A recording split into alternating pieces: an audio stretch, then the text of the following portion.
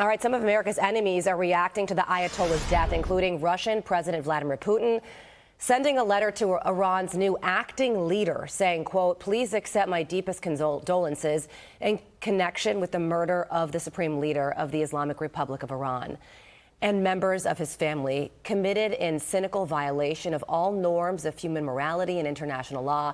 China's statement reads, "The attack and killing of Iran's supreme leader is a grave violation of Iran's sovereignty and security. China firmly opposes and strongly condemns it. We urge for an immediate stop to the military operations, no further escalation of the tense situation, and joint effort to maintain peace and stability in the Middle East and the world at large." Joining me now to break this down is senior fellow at the Center for Security Policy and author of When China Attacks, Colonel Grant Newsham. Colonel Newsham, thank you so much for joining us. So you heard it right there. Russia and China have both publicly condemned these strikes, but there's no evidence that they're going to intervene militarily on Iran's behalf. So what does that say about where Iran stands right now and the calculations that their allies, China and Russia, are making right now?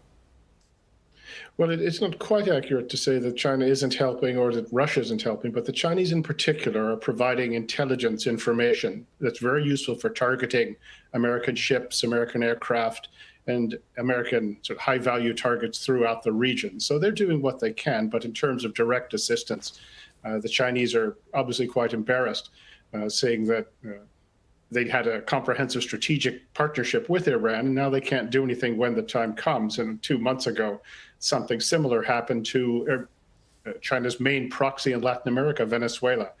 So it's not been a good couple of days for the Chinese, but they're not going to back off. The Russians, well, they've lost a lot of Iranian support with drones, missiles, ammunition, artillery shells now. And this alliance that they had, informal even if it was, looks a lot shakier than it was just a little while ago. Yeah, and when it comes to Russia and China, my reference was to, of course, direct military assistance. And when it comes to that, the leaders of Britain, France, and Germany are now saying that they are ready to conduct defensive strikes after making it very clear that they wanted no part and had no part in the initial operations because they feel like diplomacy was the best course of action. So how significant is this from the UK, France, and Germany?